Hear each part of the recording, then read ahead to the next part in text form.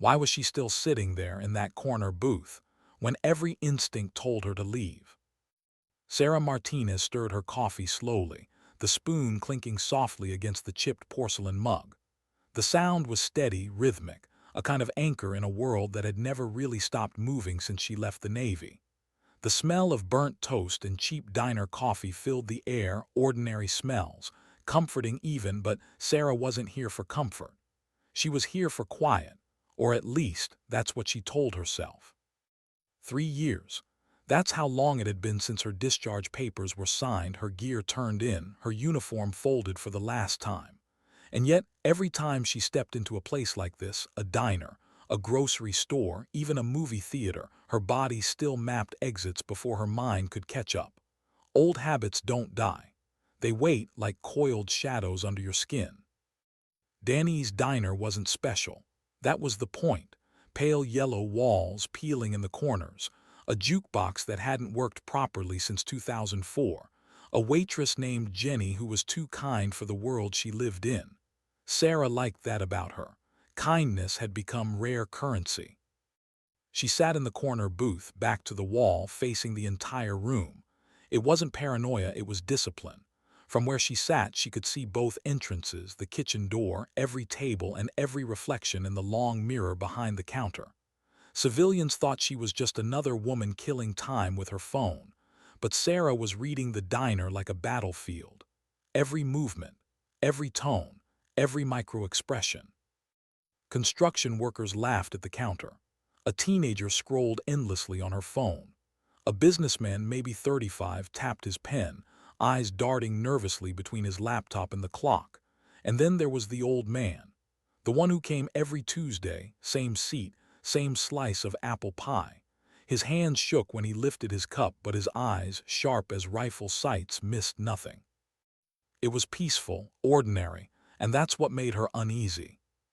She lifted her mug again, black coffee cooling fast, and caught her reflection in the window, a faint, ghostly outline of a woman who'd lived too many lives in one. Her sweater was plain, her jeans faded, her hair pulled back in a loose ponytail. No trace of the uniformed warrior who once operated behind enemy lines. Just a woman trying to blend in. She almost laughed at the irony. After years of learning to disappear in hostile territory, she was still doing it in civilian life. The bell above the diner door chimed. 3 men walked in. It wasn't the sound that caught her attention, it was the silence that followed. Conversations faltered, laughter thinned, the air changed texture. You could feel it if you knew how. They were dressed wrong for the weather, heavy leather jackets in early spring. The one in front was tall, broad-shouldered, with a shaved head and tattoos crawling up his neck like vines. His eyes swept the room, calculating. The 2 behind him moved in tandem, not followers, not friends. Enforcers. They weren't here for food. Jenny, ever polite, approached with menus and a hopeful smile. "Table for 3, she asked, voice light but nervous. The leader didn't even glance at her. He waved her off like she was an insect. His lips moved, low and sharp. Sarah couldn't hear the words, but she didn't need to. She read body language the way others read headlines. That gesture meant dismissal, the kind that came before trouble. The leader's eyes moved to the counter. To the old man, he smirked. Sarah's pulse slowed, not quickened. Her breathing deepened, steady. The shift was instinctual, the calm before engagement. Her gaze flicked around the room. Exits, 2. Civilians, 15. Possible improvised weapons, coffee mugs, butter knives, salt shakers. Every object catalogued, every movement measured. The men split up not randomly, but with practiced spacing. One near the main door, one near the kitchen, one walking straight toward the counter. They were forming a loose containment pattern, a control grid. Sarah had seen it before. Afghanistan, Beirut, hostage sweeps. You cut off the exits, control the flow of bodies, and wait for the weakest link to panic. Jenny froze halfway to the register, hands trembling. The cook, big man, tattooed forearms, stopped mid-motion behind the kitchen window. Even the teenage couple by the window had stopped arguing. Instinct, that primal human radar, told everyone that something had shifted. Sarah took one more sip of coffee, calm as ever. To anyone watching, she looked indifferent, maybe even oblivious. But beneath the table, her right hand flexed once, testing the tension in her wrist, loosening the stiffness. Her left foot slid half an inch forward, quiet as breath. She was ready. The leader leaned close to the old man, Walter. Sarah couldn't hear the words, but she didn't need sound to understand threat. The way Walter's shoulders hunched, the way his fingers trembled around the mug, that was fear. Real fear. Whatever they wanted, it wasn't money for pancakes. Then the leader turned and saw her. For a heartbeat, they locked eyes across the diner, predator and prey, though neither one was entirely sure which was which yet. Sarah looked away first, deliberately. She let her hand tremble as she reached for her phone. She faked a nervous smile at the screen, typed a few meaningless letters. To him, she would look exactly as he needed her to, small, harmless, frightened. It worked. He murmured something to his men. A grin stretched across his face, and Sarah recognized it instantly, that ugly, arrogant grin of a man who thought he'd found his victim. He started toward her booth. Each step echoed heavy boots against old linoleum. People watched wide-eyed, unsure whether to intervene or pretend nothing was happening. Most chose the latter. Fear makes people small. "Well, well," he said, sliding into the seat across from her without permission. His voice was gravel and smoke. "What do we have here? A pretty little thing all by herself." Sarah looked up with perfect fragility. "I'm sorry," she whispered, voice cracking just enough. "Do I know you?" The man laughed, loud, harsh. He wanted the room to hear him. He wanted an audience. "No, sweetheart, but you're about to." His words oozed confidence, the kind born from a lifetime of people being too afraid to fight back. Sarah's fingers tightened around her purse. "I don't understand. I'm just having coffee." He leaned in close enough that she could smell whiskey on his breath. "Here's the thing. My friends and we're running a little collection today, and you're going to help." He pulled a small black canvas bag from his jacket and dropped it on the table. The thud was soft but final. "You're gonna walk around nice and sweet, ask these good folks for donations. Wallets, phones, whatever they've got. Do that and maybe nobody gets hurt." Jenny gasped audibly from behind the counter. The cook took one slow step forward. The old man gripped his cane tighter. Sarah's voice broke. "Please, I can't, I won't." "Oh, you will," he interrupted, tone darkening. He grabbed her wrist tight, bruising tight. "See, my friend over there." He nodded toward the man near the kitchen. "He's got a thing for scared little girls. And if you don't start collecting, maybe I let him have some fun with the hostess. How's that sound?" Something in Sarah's face flickered. For just an instant, less than a second, her fear shifted, became still, controlled, the kind of calm that only comes before violence. But then it was gone, replaced by tears that rolled down her cheeks. "Okay," she whispered. "Okay, I'll do it, just please don't hurt anyone." He smiled, easing his grip. "That's my good girl." He leaned back, relaxed, certain he'd broken her. He had no idea what he'd just unleashed. Sarah lifted the bag with trembling hands and stood slowly. She stumbled once, just enough to sell the act. To the crowd, she looked like a terrified woman about to be forced into crime. But the stumble wasn't an accident. It was a reposition, a tactical pivot. Her feet aligned perfectly, her balance reset. The leader didn't notice. Predators rarely do when they think they've already won. She took her first step toward the counter, the black bag dangling from her grip. Her shoulders slumped, eyes downcast, every motion deliberate, every breath measured. Walter, the old man, looked up at her when she stopped beside him. He saw it immediately. The faint steel beneath the fear. He didn't understand it, but he recognized it. A soldier's stillness. "Sir," she whispered, voice trembling just right. "They want your wallet. Please just do what they say." Walter's gaze flicked over her shoulder to the men behind her, then back to her eyes. Something unspoken passed between them, a silent agreement. He handed over his wallet slowly, buying her seconds. And in those seconds, Sarah recalibrated the entire room. Distance to leader, 3 feet. To the man near the kitchen, 15. To the door, 20. Civilians panicked but seated. Line of sight clear. The leader's voice carried across the diner.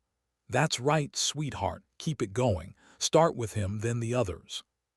Sarah nodded, but she didn't move. Not yet.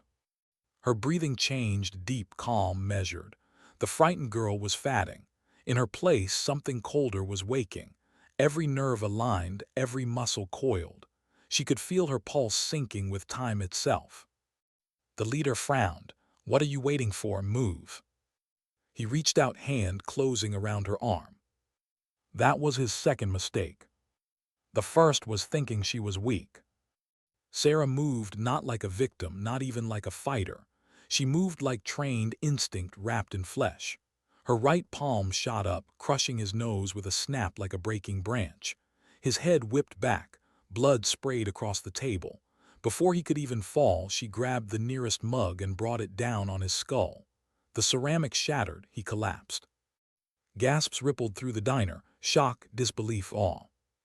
3 seconds, that's all it took. The man by the kitchen reached for his gun, but Sarah was already in motion, fast, precise, silent. She vaulted over the counter stool, closed the distance before he could raise his weapon. Her elbow slammed into his chest, and his breath left him in a wet gasp. The gun clattered. She caught it midair, pivoted, and leveled it at the third man near the door. "I wouldn't," she said quietly. The words were calm, final. The diner froze. Time itself seemed to hold its breath.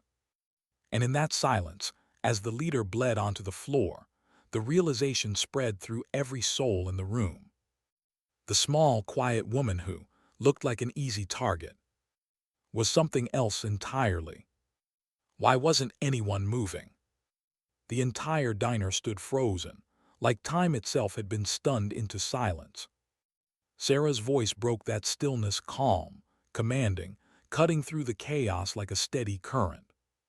"Everyone stay down," she said. "It's over, nobody move." Her stance was perfect, weight balanced, weapon steady, eyes sharp but not wild. To the civilians, she looked like someone born to hold a gun. To the remaining thug by the door, she looked like his worst nightmare. "Take your hand away from your jacket," she ordered, slowly. He hesitated, his face pale, breath shallow. I wasn't gonna." "Don't," Sarah interrupted quietly. "Don't make me choose." The man froze. His fingers twitched once, then retreated. He raised both hands high, palms trembling. "Kick it away," she said, left foot toward the counter. He obeyed. The small pistol slid across the floor, stopping beneath the flickering neon sign by the pie case. Only then did Sarah let herself breathe one deep, quiet inhale. Her heart was steady, her mind sharper than it had been in years, every instinct still on high alert. She swept her eyes over the room again, calculating, protecting, anchoring. The leader was down, moaning faintly, blood seeping into the old linoleum. The man near the kitchen was still on his knees, one hand on his chest, the other raised in surrender.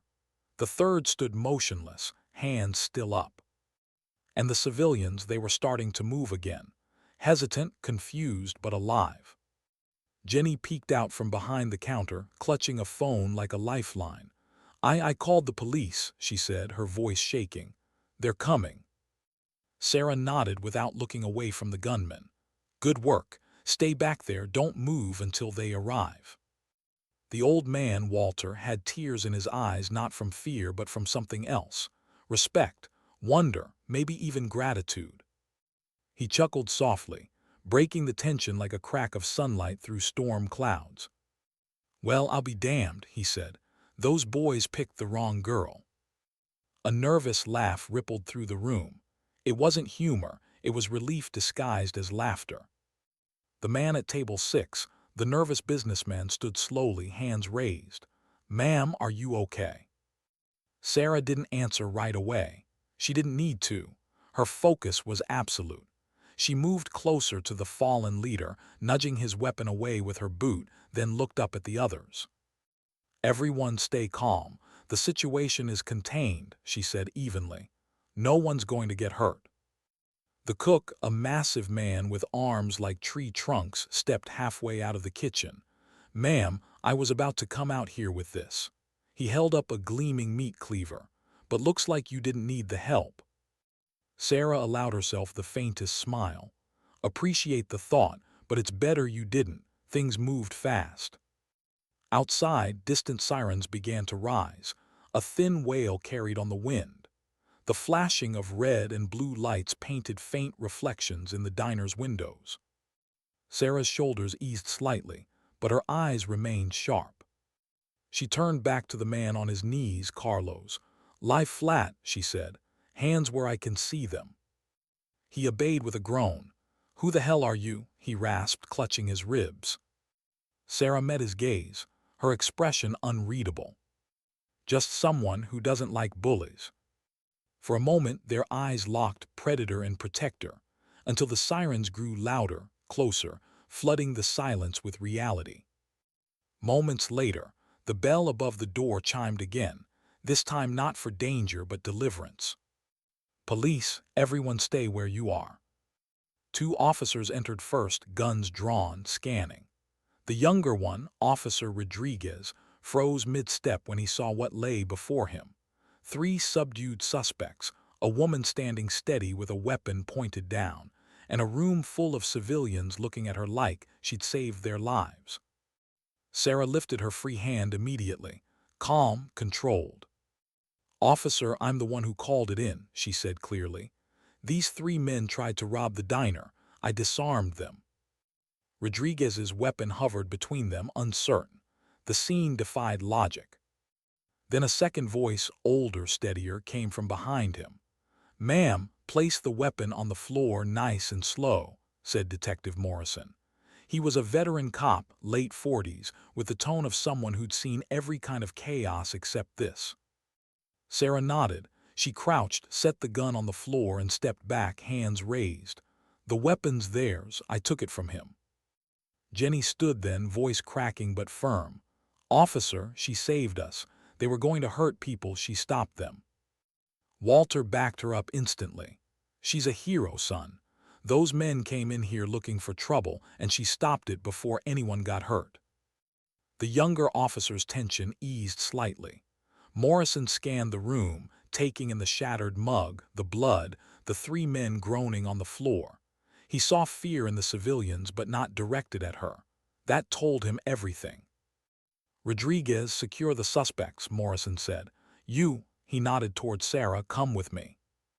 As the younger officer cuffed the downed men, Morrison guided Sarah toward a booth near the door. He noticed the steadiness of her breathing, the discipline in her every movement. Not adrenaline, control.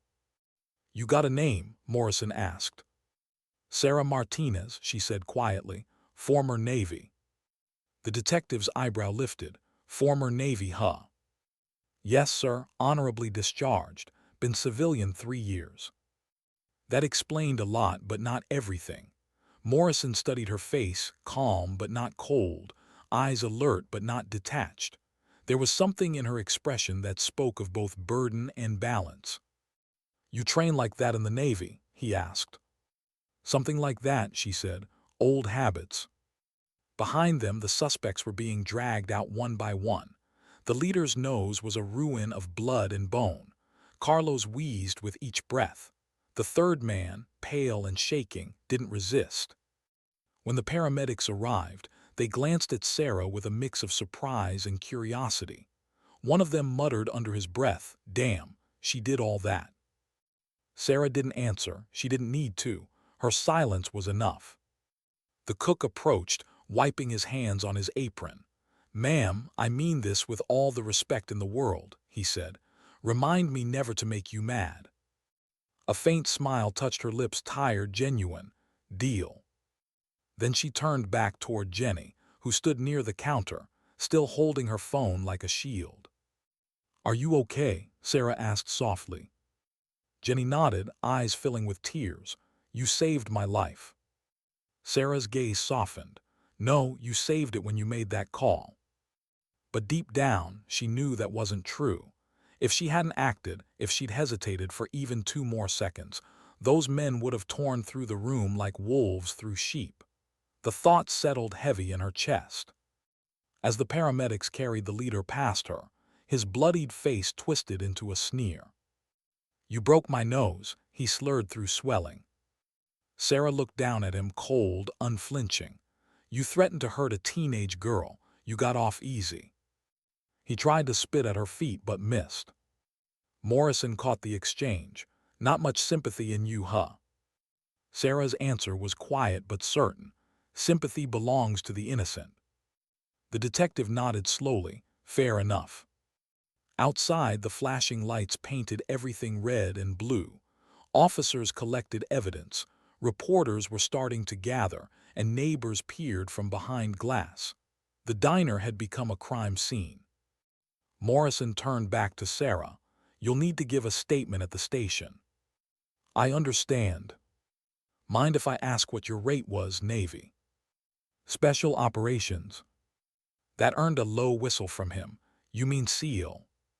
Sarah didn't answer right away, then she nodded once. "Former SEAL." Morrison stared for a moment, then shook his head in disbelief.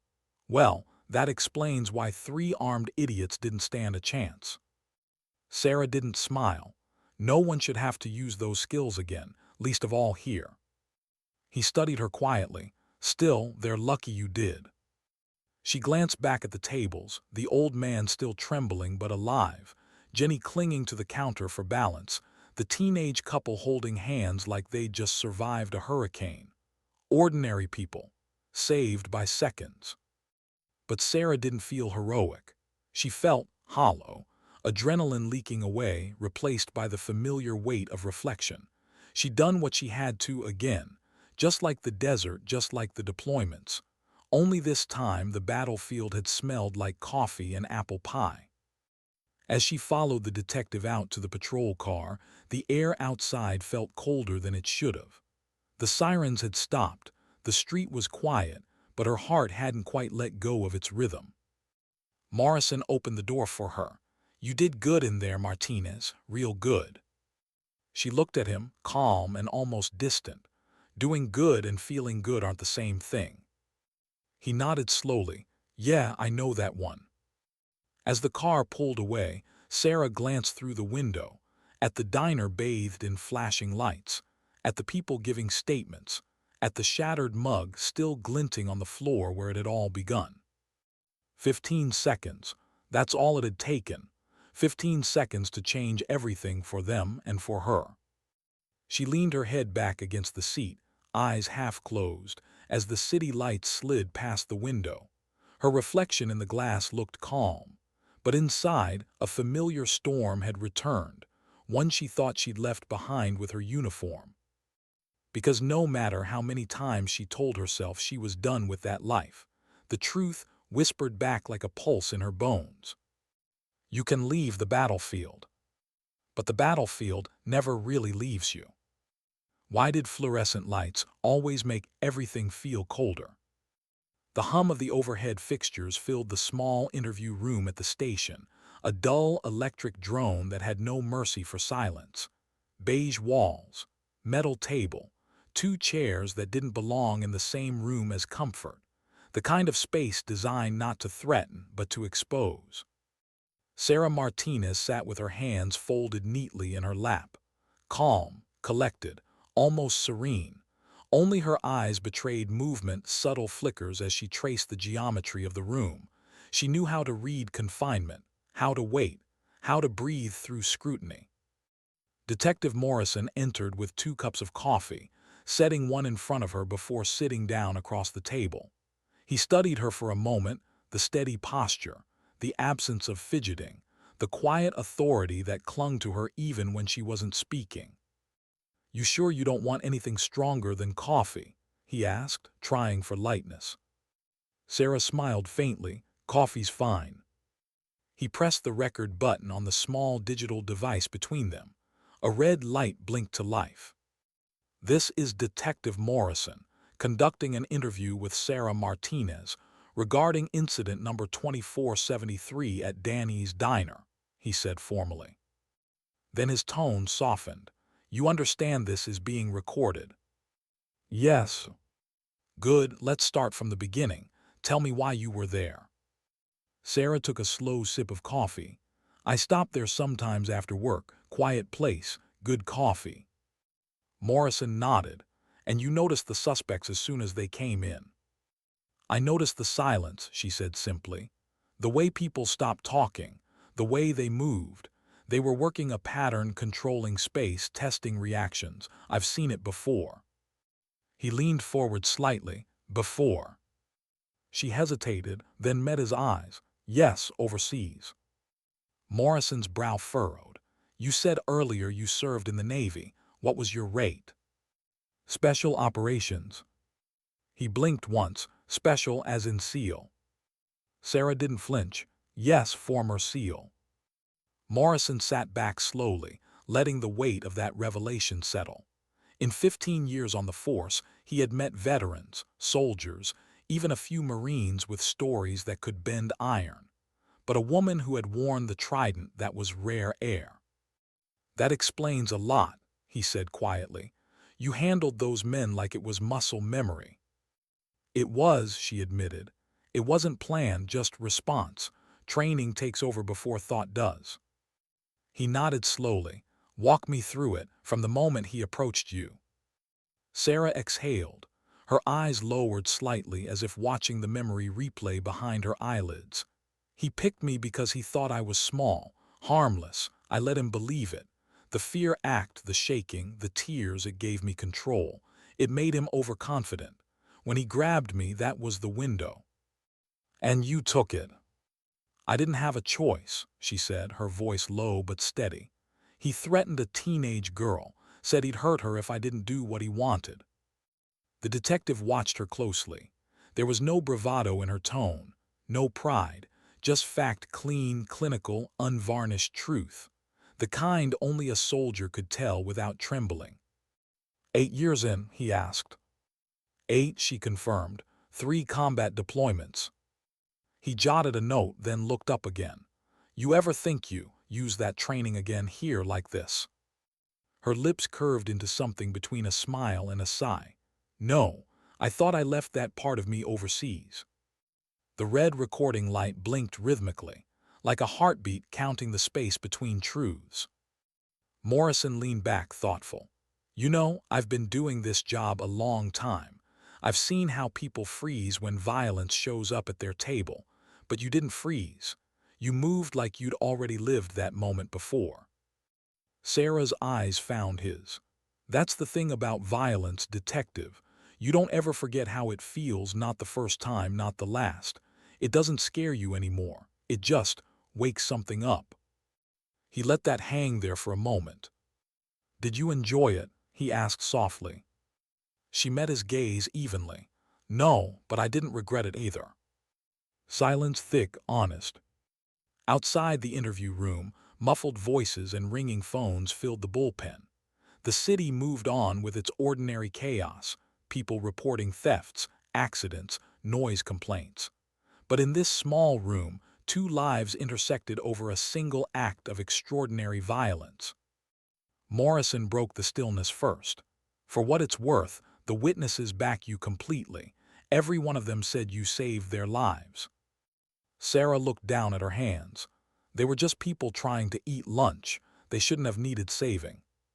He nodded slowly, scribbling a note before pausing again. You said something earlier, that you used the fear act as part of your control. Where'd you learn that? She hesitated, then answered quietly. Survival school. You learn how to manipulate perception. Sometimes the safest place to hide is inside your own weakness. He studied her for a long moment. You talk like someone who still lives in training. Sarah smiled faintly, though her eyes didn't. You don't really stop, you just change uniforms. There was a knock at the door. Officer Rodriguez poked his head in. Detective, the suspects are at the hospital. Nothing life-threatening. We found 2 more guns in their car, plus zip ties and duct tape. Looks like this wasn't their first time trying something like this. Morrison's jaw tightened. Zip ties. Yeah, could have been planning a hostage situation. Maybe worse. He nodded grimly. Good work, Rodriguez. Then, turning back to Sarah, you stopped something a lot darker than a robbery. Her expression didn't change, but something flickered behind her eyes, a quiet, heavy recognition. That's what scared me the most, she said softly. Not what they did, what they might have done if I hadn't acted. Morrison switched off the recorder. The little red light blinked out. Miss Martinez, he said, his tone shifting from official to human, you're not under investigation. This was self-defense and defense of others. You won't face any charges. Sarah nodded slowly. Thank you. But, he added, I'd still like you to make a formal written statement for the file. She agreed, and for the next half hour the room filled with the quiet scratch of pen on paper. Her handwriting was neat, controlled, military neat. Every line exact, every word deliberate. She described the events with surgical precision, but never once exaggerated. When she finished, she set the pen down and looked up. Morrison was watching her again, not as a suspect, not even as a witness, but as a study in contradiction. Strength wrapped in restraint. Mind if I ask something personal? He said finally. Go ahead. Why'd you leave the Navy? Her answer didn't come right away. Her gaze dropped to her coffee, now cold, untouched since the beginning of the interview. When she finally spoke, her voice was softer than it had been all night. I served 8 years. I lost friends. I did things I had to do, things I still see when I close my eyes. I told myself I'd earned peace. But when I came home, I didn't fit. The world was quiet, but I was. Morrison nodded slowly, his expression understanding. I get that more than you think. Do you? He smiled faintly. 15 years as a cop. You see enough of the dark side of people, you start bringing it home. Some nights, you can't tell if you're still working or just remembering. Sarah looked up at him. So what do you do? Me, he exhaled, rubbing a hand over his jaw. You show up anyway every day, hopping at matters. Something softened in her eyes, that subtle spark of shared humanity between those who carry invisible scars. Morrison glanced down at her report, then back at her. You know, I've read a lot of statements in my career. Most of them are full of excuses. But yours, he tapped the page, yours reads like duty. You didn't write to clear your name. You wrote like someone who still believes in responsibility. Sarah tilted her head. Responsibility's the only thing that keeps chaos from winning. He smiled at that, a quiet, knowing smile. You sound like you still belong in uniform. I don't, she said. Not anymore. I gave it everything I had. Now I'm just trying to figure out who I am without it. They both sat in silence for a while, the kind that wasn't uncomfortable, just necessary. Outside the door, Rodriguez's voice could be heard talking about paperwork, booking, evidence bags. The world kept spinning. Finally, Morrison stood. Come on, let's get you out of here. You've had enough fluorescent lights for one day. Sarah rose, smoothing her sweater, an instinctive, almost mechanical gesture. They walked through the hallway together, past rows of desks cluttered with case files and half-empty coffee cups. Officers looked up as she passed, some with curiosity, others with quiet respect. Word had already spread, the woman who took down 3 armed men with her bare hands. At the front desk, she signed a few forms and handed back the visitor's badge. Morrison waited beside the exit. You know, he said as she reached the door, what you did today, that wasn't just courage. That was grace under fire. We don't see much of that anymore. Sarah met his gaze, her tone soft but certain. Sometimes grace is just what's left when fear runs out. He gave a small nod. Well, Miss Martinez, I'm glad you were there. She stepped outside into the night air. It was colder than before, the kind of chill that reminded her she was alive. The hum of the station faded behind her as she walked to her car. She sat for a moment in silence, watching the steam from her breath fade against the windshield. Her reflection stared back, calm, steady, but different. The lines of peace and violence had blurred again. Her phone buzzed. A message from an unknown number, probably a witness, maybe one of the officers.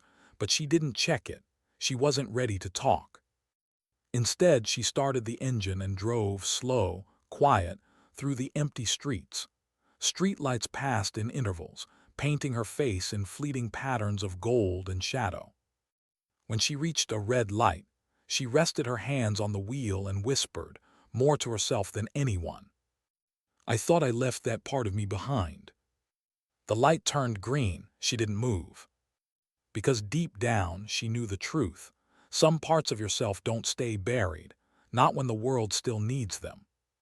How do you come home from a war you didn't plan to fight? Sarah unlocked her apartment door that night and stood still for a moment before crossing the threshold. The quiet felt different now, not peaceful, but hollow. The kind of silence that pressed in from the corners, echoing with everything she just survived. She dropped her keys onto the counter, the metallic clatter breaking the stillness. The apartment smelled faintly of coffee and cedar, the remnants of a candle she'd lit that morning, back when she'd been another version of herself. The normalcy of it almost felt insulting. A soft hum from the refrigerator, the ticking of a wall clock, the faint buzz of a streetlight outside her window, all the tiny sounds of a life she'd built, a life that was supposed to be calm. But peace wasn't supposed to sound this loud. She hung her sweater on the chair, sat down, and stared at her hands. They were steady again, too steady. The adrenaline had drained hours ago, leaving behind the cold precision that always followed combat.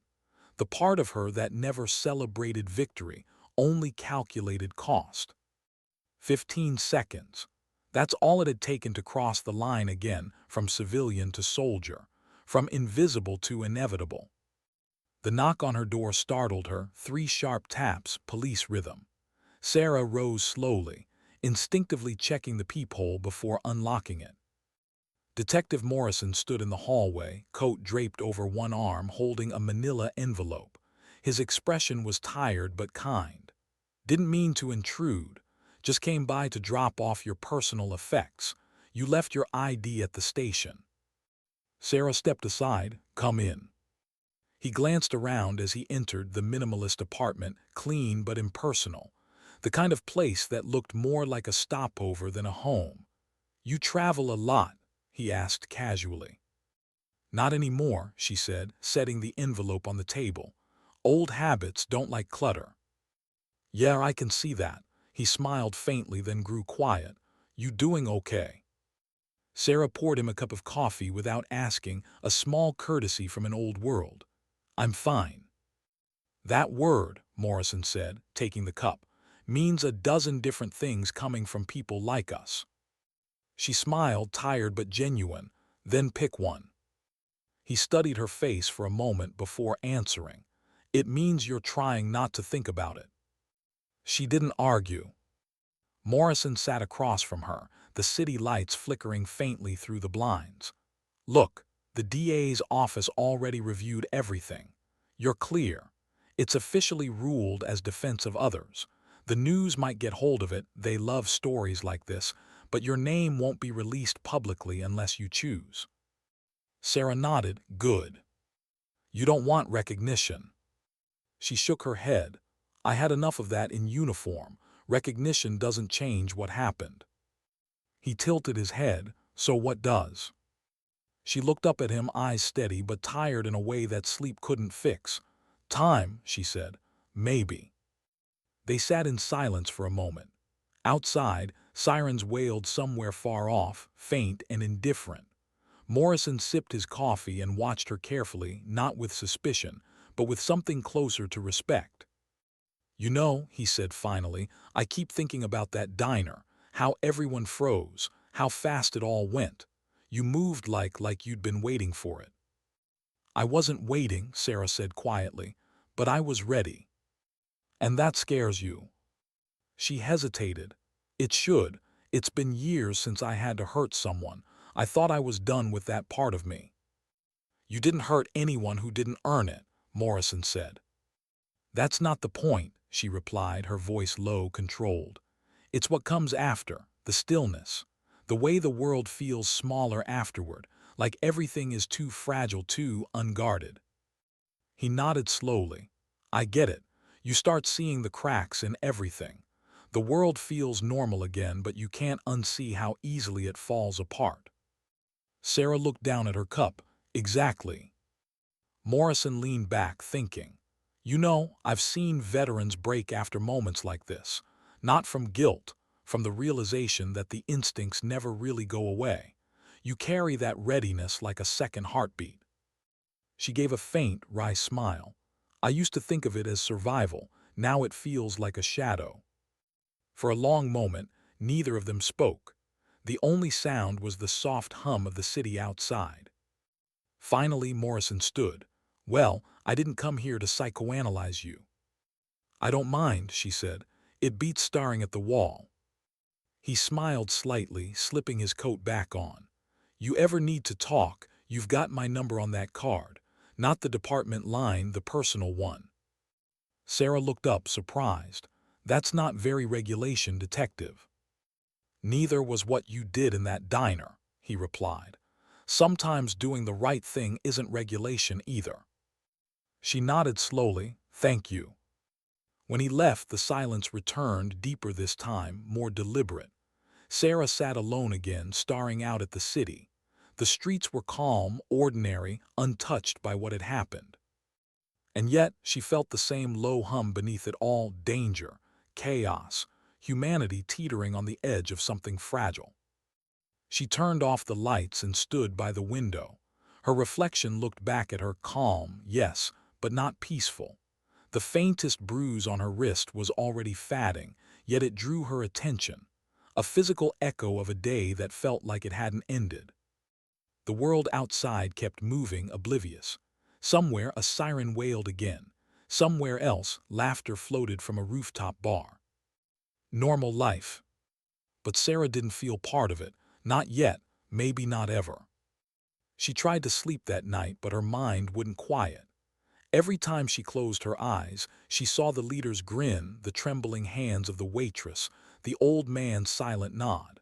She heard the shattering mug, the crack of bone, not as nightmares, just memory on loop. The human brain, she thought, is a ruthless archivist. At 2:14 a.m. she gave up. She slipped out of bed, pulled on a hoodie, and knelt beside the small wooden chest she kept under her desk. The box was old, scratched, and sealed with a combination lock. Her fingers dialed the numbers from muscle memory, her service number, burned into her brain like a prayer. Inside were fragments of a life she didn't talk about. A folded American flag. A photo of her unit, 7 faces, 2 now gone. A set of medals she'd never worn in public. And her seal pin, the golden trident dulled by time, edges worn smooth by years of sand and sweat. She held it between her fingers for a long time. 8 years of her life condensed into 2 inches of metal. She remembered her last deployment, the noise, the heat, the long nights when decisions carried the weight of lives, and then the silence afterward when home didn't feel like home anymore. She told herself civilian life would fix that if she could just stay invisible long enough, the world would stop needing her to fight. But maybe the truth was simpler. Maybe she hadn't left the battlefield, she'd just changed its address. Sarah set the trident back down carefully and closed the box. As dawn began to break, faint blue light filled the apartment. She sat by the window again, watching the city wake. Joggers, buses, coffee carts, life unbroken, unbothered. She envied them and admired them, ordinary people living without the constant need to assess danger.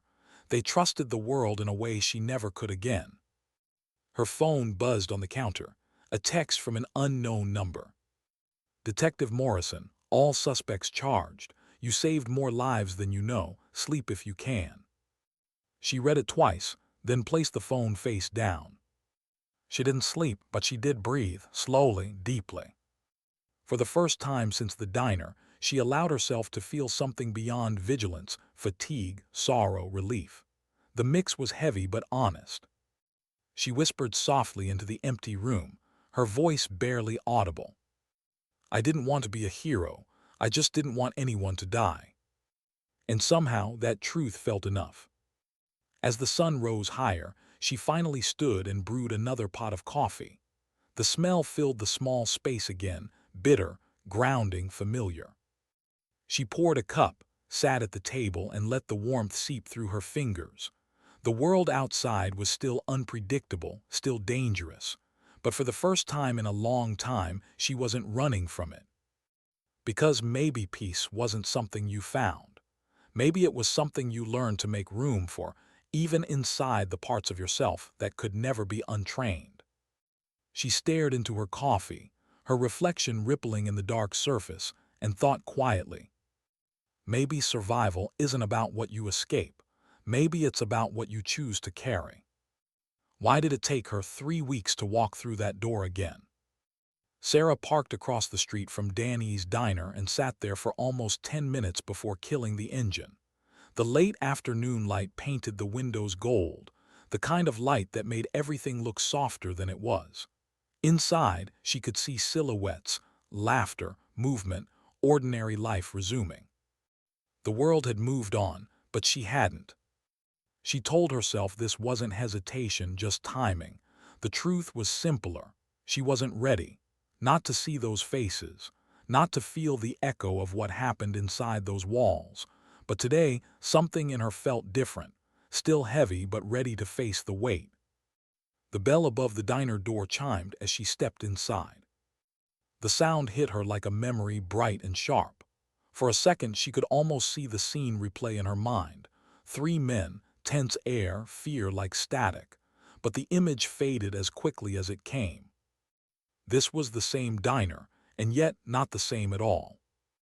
The walls had been repainted, the checkered floor polished. The corner booth, her booth, now held a vase of yellow daisies, someone's quiet gesture to reclaim peace. Behind the counter, Jenny looked up and froze. Then her face broke into the widest smile Sarah had ever seen. Sarah! The young hostess rushed out from behind the counter and wrapped her arms around her. The hug was unexpected but real, full of gratitude that words could never carry. I was hoping you'd come back, Jenny said, voice trembling just slightly. Everyone been asking about you. Sarah smiled, awkward but touched. I didn't want to make a scene.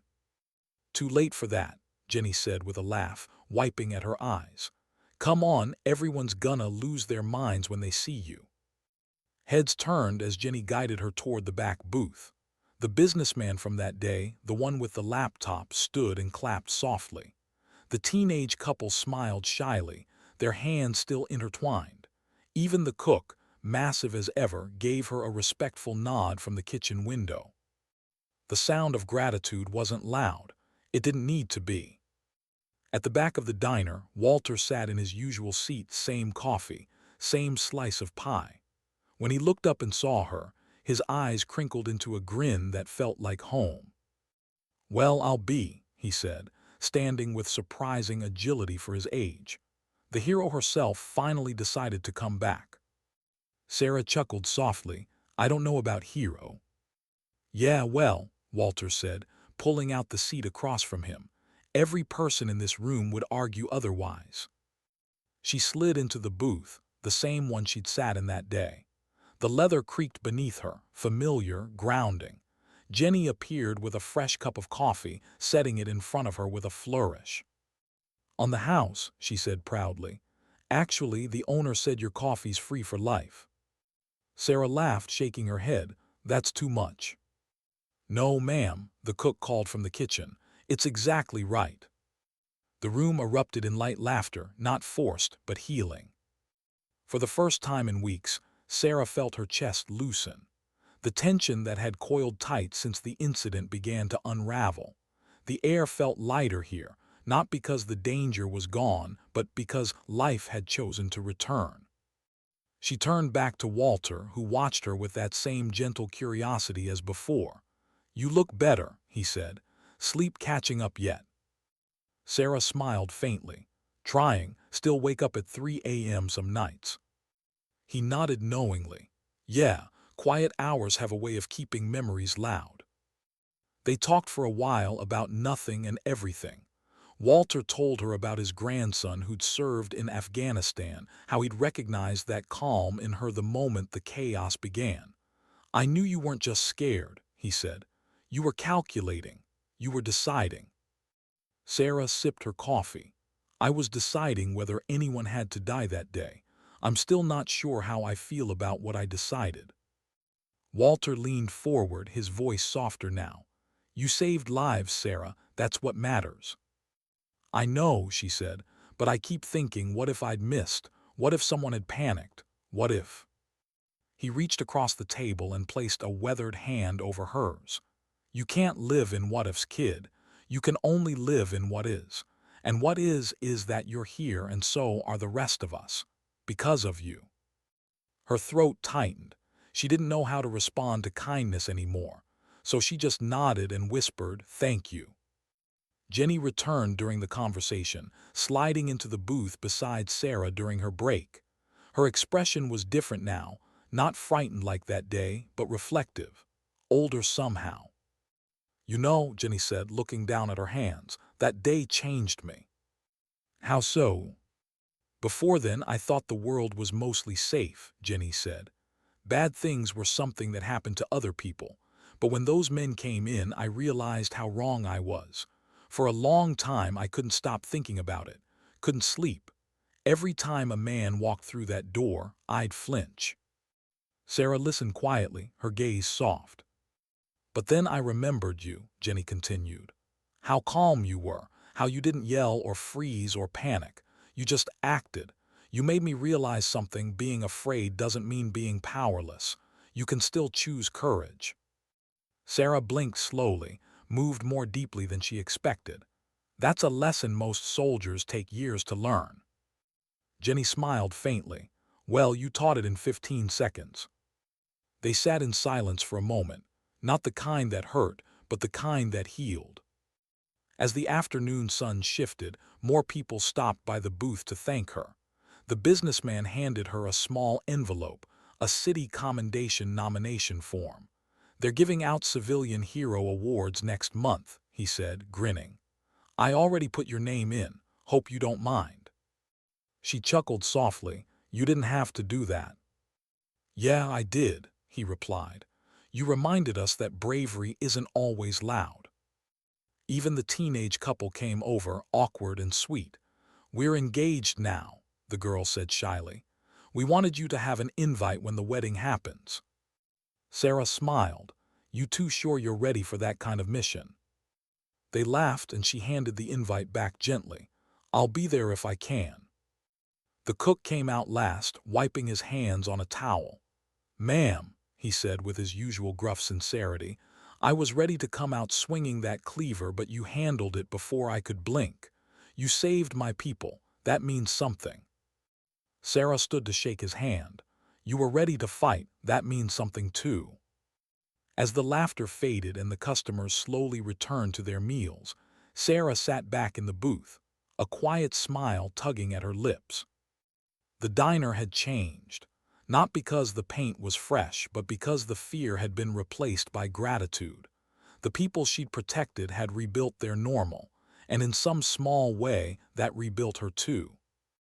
Walter noticed her gaze drifting toward the door, the same one the men had entered through. "You know, it's funny," he said. "Every time that bell rings now, people look up for half a second. But then they smile, because they know what happened here. They know someone stood up when everyone else froze." Sarah looked at the bell, gleaming faintly in the sunlight. "I don't want them to remember the violence," she said softly. "I want them to remember that they survived."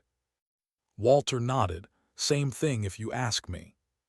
Sarah finished her coffee and stood, stretching slightly. "I should go. Got some work to finish."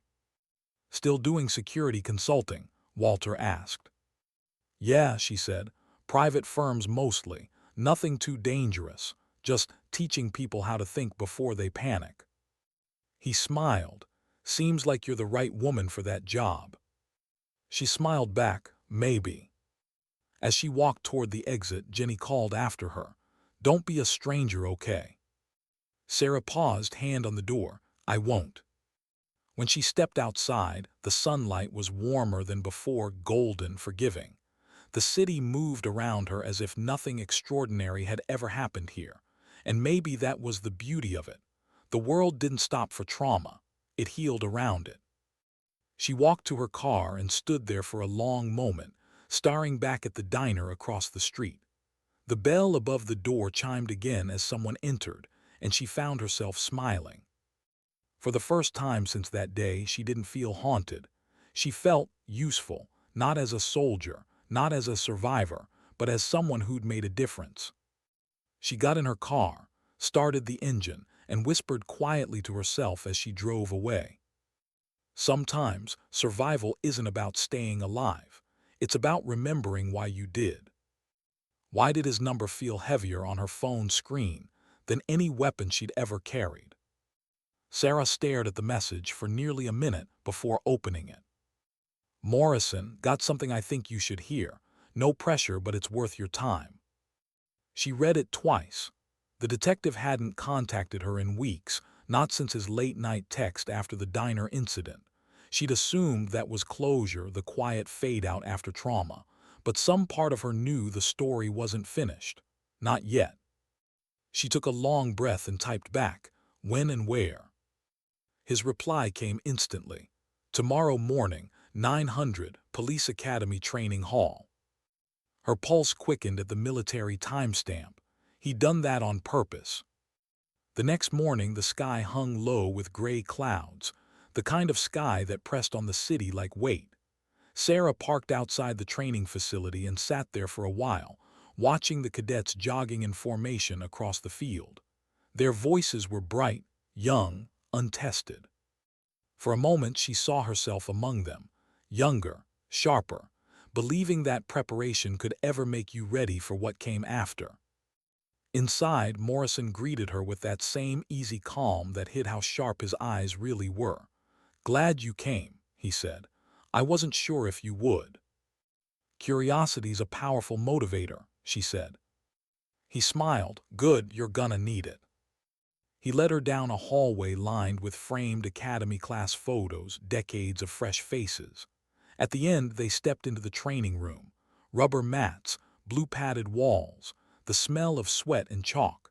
A dozen recruits stood at attention, their uniforms crisp, their eyes curious. This, Morrison said, gesturing toward her, is Sarah Martinez.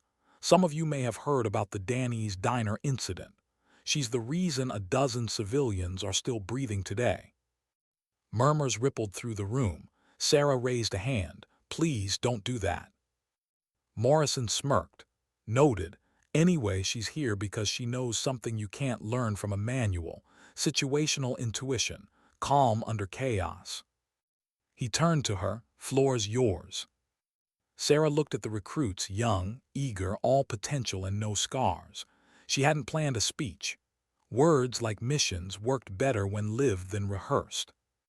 You're going to be told 100 times that awareness saves lives, she began. They'll drill it into you, eyes up, corners clear, mind sharp. But awareness isn't about paranoia. It's about empathy. That got their attention. She continued. When people panic, it's not chaos, it's communication. Every movement, every silence tells you what's about to happen. You don't stop a threat by being the loudest. You stop it by being the calmest.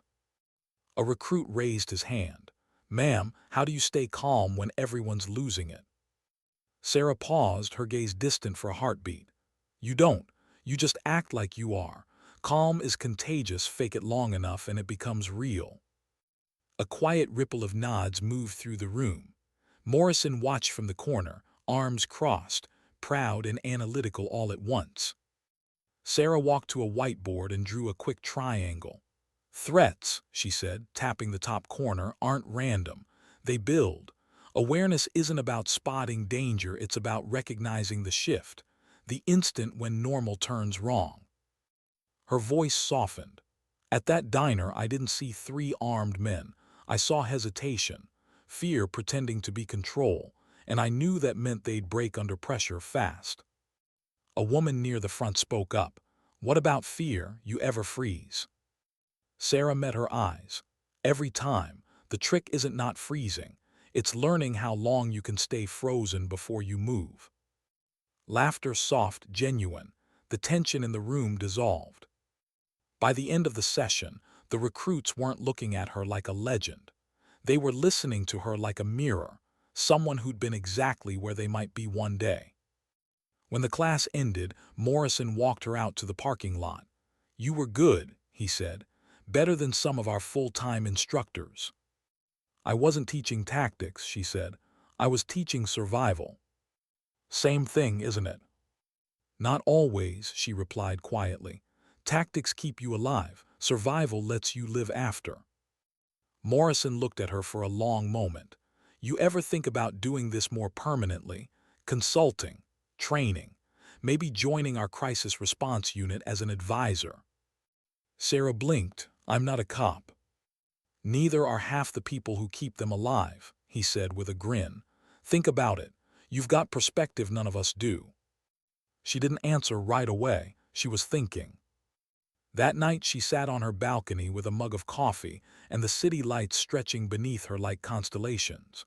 The wind was cool, gentle, a far cry from desert heat or rain-soaked deployment tents.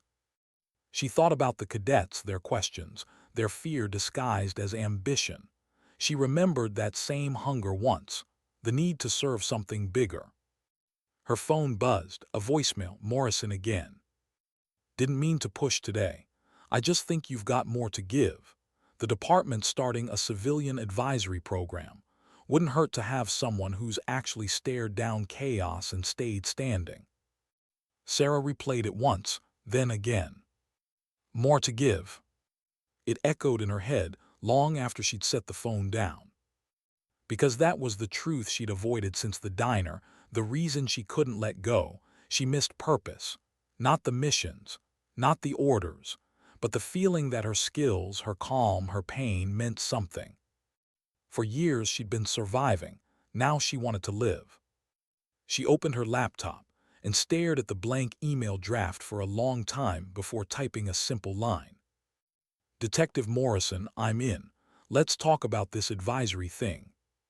Then she hit send. 2 weeks later, she walked into the precinct again, this time not as a witness, not as a survivor, but as part of the team. The conference room was filled with officers and trainers, charts on the walls, incident photos, a low buzz of conversation. Morrison waved her over. "You're just in time. Sit." He handed her a folder labeled Community Response Pilot Program. "City wants us to improve coordination between cops and civilians during emergencies," he explained. "You'll help develop that training, how to de-escalate, how to read people. Basically, teach us how to keep heads cool when things go sideways." Sarah opened the folder. Inside were outlines, schedules, budget notes, but beneath all that, a single handwritten note from Morrison. "What you did at the diner wasn't luck, it was leadership." She looked up at him. "You really think they'll listen to me?" "They already are," he said.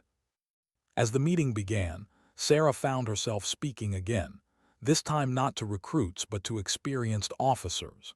She shared what she'd seen overseas, how fear spreads like electricity, how leadership sometimes meant stepping back instead of forward. They listened, took notes, asked questions. No one looked at her like an outsider. Afterward, Morrison caught her in the hallway. "You looked like you belonged in there." She smiled faintly, didn't feel like it. "Maybe that's the point," he said. "Maybe belonging isn't a place, it's a purpose." She thought about that all the way home. That night her dreams weren't about the diner. They were about her unit. Laughter, sandstorms, the rhythmic slap of helicopter blades, the sound of men and women she'd loved like family. When she woke, she wasn't afraid, just grateful. She walked to the window and watched dawn spread across the city. A slow light, quiet and steady, not dramatic but alive.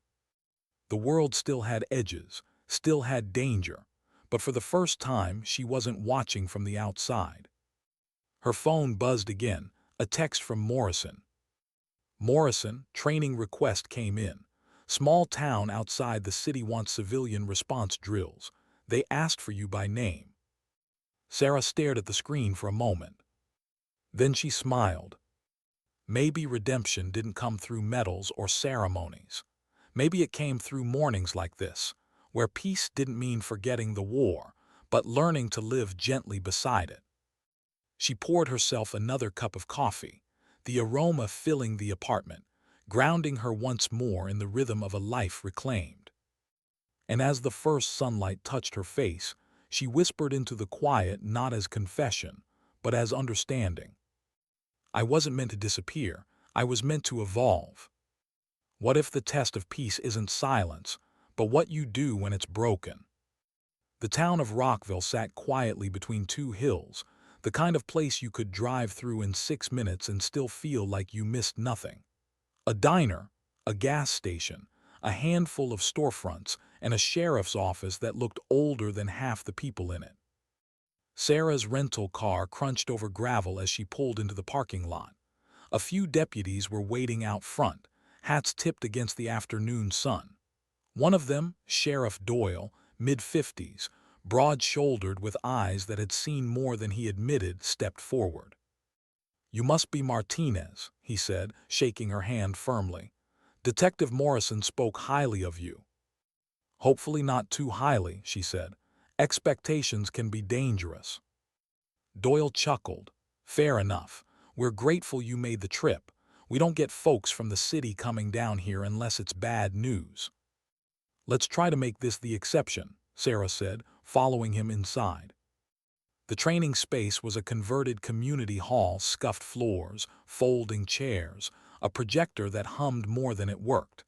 A dozen deputies waited, watching her with curiosity. Most were skeptical. A few were intrigued. She could read their eyes the same way she used to read a battlefield. Posture, focus, the telltale rhythm of people who wanted to prove themselves.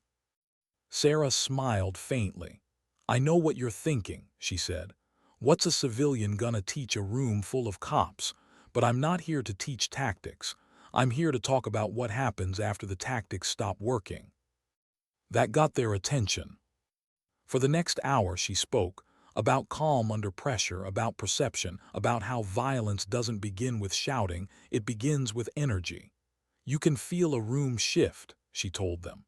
"Every threat announces itself. The question is whether you're quiet enough to hear it."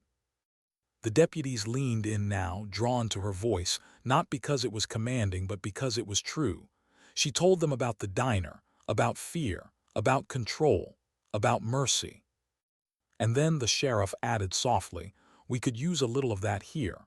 Things have been tense lately." Sarah glanced at him. "Tense how?" He sighed. "Couple of incidents near the gas station. Aggressive kids, small-time thefts, but they're scared. Whole town been on edge since a few months back. Meth lab bust turned violent. Nobody's slept right since." "Trauma echoes," she said, "even when the danger's gone." He nodded. "That's what I'm hoping you can help with." After the session, Sarah walked through town with Doyle. The air smelled faintly of dust and pine. Children rode bikes near the general store. Ordinary life layered over something brittle. "People here don't talk about fear," Doyle said. "They just carry it." Sarah nodded. "That's true everywhere." They stopped outside the gas station. A few teenagers loitered near the side wall, hoods up, voices low, trying to look tougher than they felt. One of them, maybe 17, noticed her and smirked. "New cop?" he asked. Sarah shook her head. "Just visiting." "Good," the boy muttered, kicking a can. "We got enough people telling us what to do." Doyle started forward, but Sarah put a hand on his arm. "Let me." She walked over slowly, calm and unthreatening. "You from around here?" The boy shrugged. "Yeah, why?" You look like someone waiting for something to happen, she said. He frowned. What's that supposed to mean? It means you've been watching everything since I got here, she said evenly. The sheriff, the people walking by, the exit, that's not boredom, that's awareness. His friend snickered, but he went quiet. Sarah studied him, the set of his jaw, the tension in his shoulders. That's not a bad thing, she added. It just depends on what you do with it. The boy looked away, muttering, doesn't matter. She nodded slowly. You're right, it doesn't unless you let it. He didn't answer, but she saw it, that flicker in his eyes, the recognition that someone saw through him instead of at him. When she walked back to Doyle, he gave her a look halfway between confusion and admiration. You got away with people, he said. No, Sarah said, just practice reading fear. That evening she checked into the small motel off the highway. Simple room, single lamp, old TV. She dropped her bag by the bed and sat by the window, watching the horizon fade from gold to blue. Peace here was different, fragile, honest, unpretentious. But she could still feel it, the undercurrent of unrest. She called Morrison. You didn't tell me this town was holding its breath, she said. He chuckled softly on the other end. Didn't want to color your read, figured you pick up on it anyway. I did, she said. There's fear here, it's quiet but it's deep. That's why they need you, he replied. Not to fight, to remind them what calm looks like. Sarah stared out the window. Let's hope that's enough. It was. The next afternoon, during a community outreach session, everything shifted. They were midway through a simulation exercise in the town hall when shouting erupted outside. Doyle's radio crackled, voices overlapping.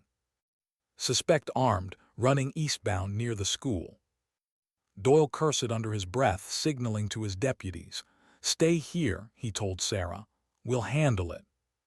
But she was already moving. Instinct didn't ask permission. They emerged onto Main Street to chaos, townsfolk scattering. 2 deputies crouched behind their cruisers.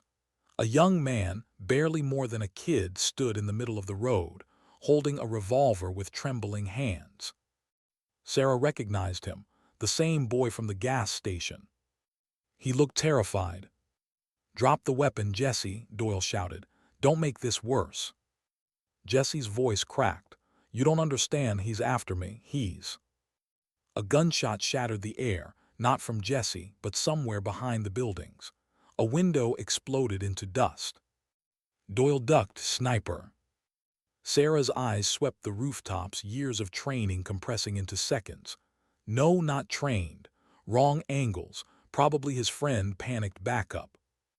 Jesse was crying now, clutching the gun like a lifeline. Sarah stepped forward slowly.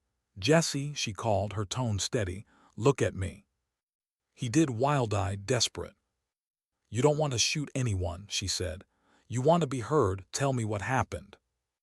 They took my brother, he gasped. Those guys from the meth house, they're back. Said they'd kill him if I didn't get a gun. Where? She asked softly. He shook his head, tears streaking dirt down his cheeks. I don't know anymore. Another distant crack. Shouting, the deputies tensed. Everyone hold your fire, Sarah yelled, surprising even herself with the authority in her voice. She took one more step. Her heart hammered, but her voice stayed calm. Jesse, I know you're scared. I've been where you are, thinking it's too late to fix anything. But this, she gestured gently toward the gun, this isn't how you fix it. He shook his head. You don't know me. I don't need to, she said quietly. I know what fear does when no one listens. His hands trembled. Behind her, Doyle whispered, he's breaking. One wrong move. I know, Sarah murmured. That's why we don't make one. Another long beat. The street felt like it wasn't breathing. Then Jesse exhaled, a ragged, broken sound, and dropped the gun. Sarah moved forward, quick but controlled, kicking it away before kneeling beside him. The boy sobbed into his hands, shaking. Doyle motioned the deputies to stand down. No one spoke for a long moment. Finally, he looked at Sarah. "You just saved that kid's life." She met his gaze. "No," she said softly, "he did." Hours later, the town was calm again.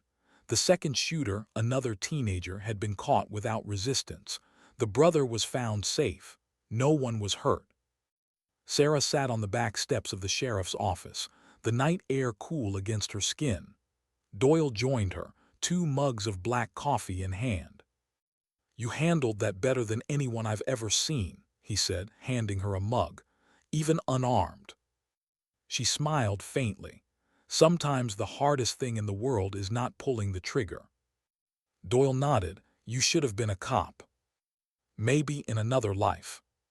They sat in silence for a while, listening to the crickets.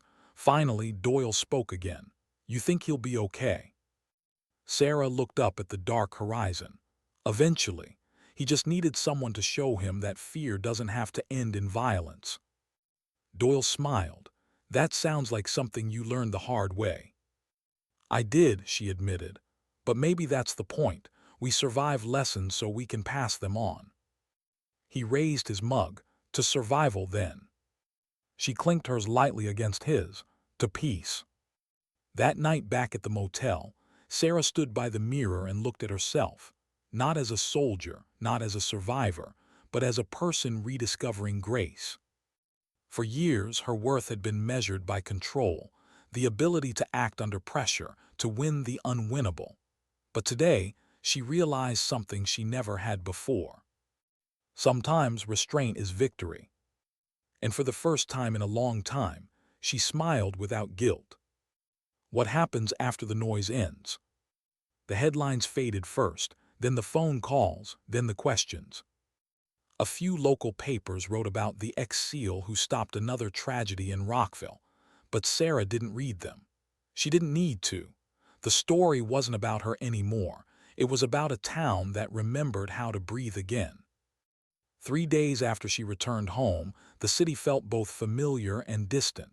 She unpacked her bag methodically, folded shirts, field notes, one half-empty packet of instant coffee she'd carried through too many motels. Each motion felt deliberate, grounding. But when she came across the sheriff's thank you note tucked between her clothes, she stopped. It was handwritten, simple. "You reminded us that peace isn't the absence of danger. It's the courage to face it without hate." Sarah read it twice, then she pinned it to her fridge. For once, she didn't brush away the pride that crept in with the words. It wasn't ego, it was gratitude. Quiet, heavy, earned. The next morning, the city sky was pale and washed out. She sat on her balcony, coffee steaming in her hands, watching people below hurry toward buses, offices, meetings, lives that had no idea how fragile normal could be. And yet, that was the beauty of it. The fragility was the point. Her phone buzzed. "Morrison. Heard what happened in Rockville. You okay?" She smiled. "Better than okay. Could have fooled me. There's a picture of you in the sheriff's office now. Looks like a recruitment poster." She laughed under her breath. "Guess I'm famous again." "Not famous," he replied. "Respected, there's a difference." She typed slowly. "You ever stop and think how close it all comes sometimes?" A pause, then his answer. "Every day. That's why people like you matter." Her eyes softened at that. Morrison always had a way of saying the simple thing that landed hardest. She set the phone down and leaned back, letting the morning wind move through her hair. For the first time, she wasn't waiting for the next threat. She was just there, present, whole.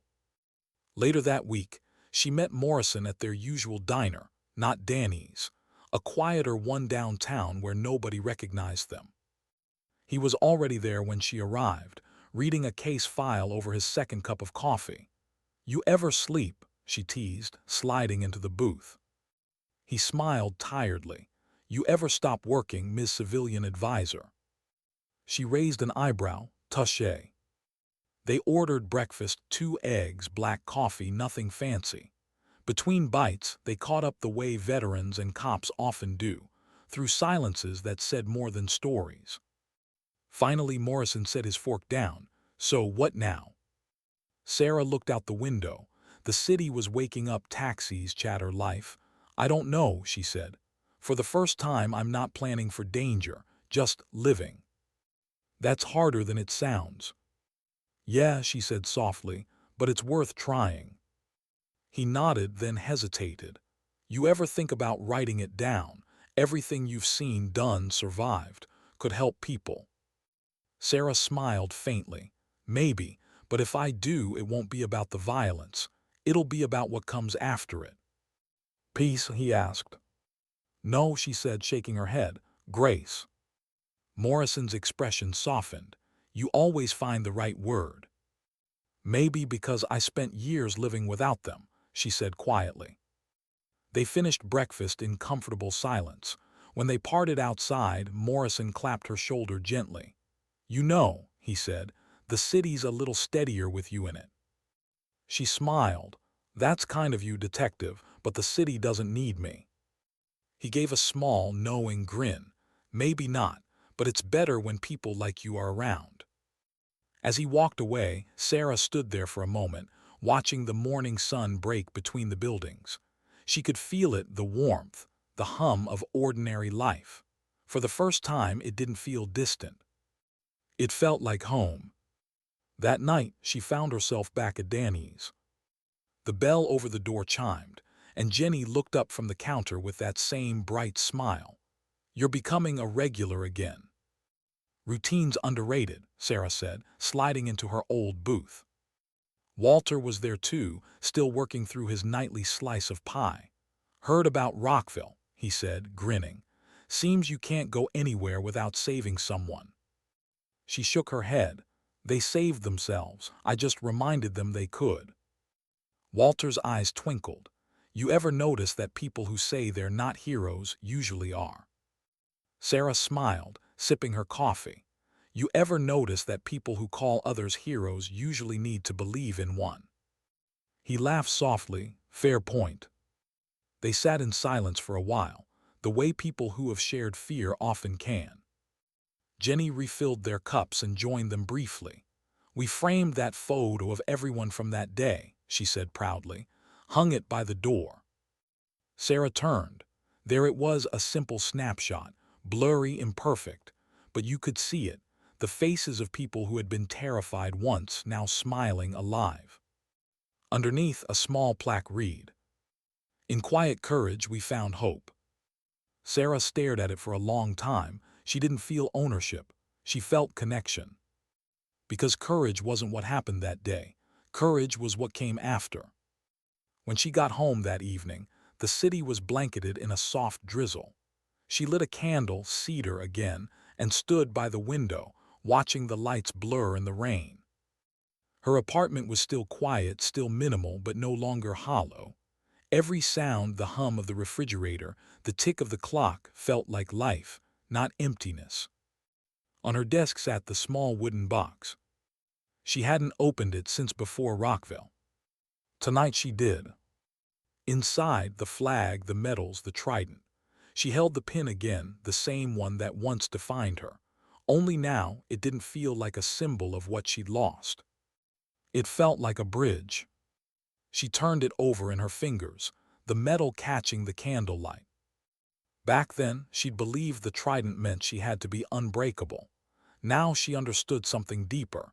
It meant she could endure breaking and still rise. She set it beside the candle, not in the box this time, but in the open. Because some parts of you aren't meant to be buried.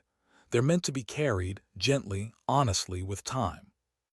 Hours later, she sat on her balcony again, the city breathing beneath her. Somewhere far off, sirens wailed, not panic, just life continuing. She thought about everything, the diner, Morrison, Rockville, the boy who dropped the gun, the old man's words. Each piece of her story fitting together not as chapters of survival, but as lessons in stillness. She realized she wasn't haunted by violence anymore. She was humbled by what followed it.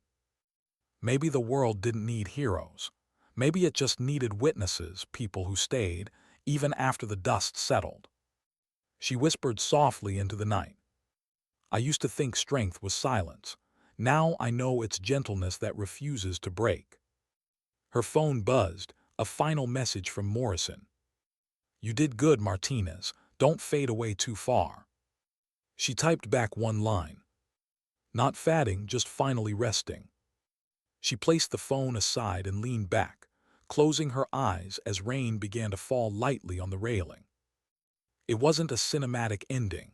No music swelled, no spotlight burned. Just a woman, a city, a quiet moment that didn't ask to be remembered. And yet it was perfect. Because peace, she realized, doesn't come in applause or medals.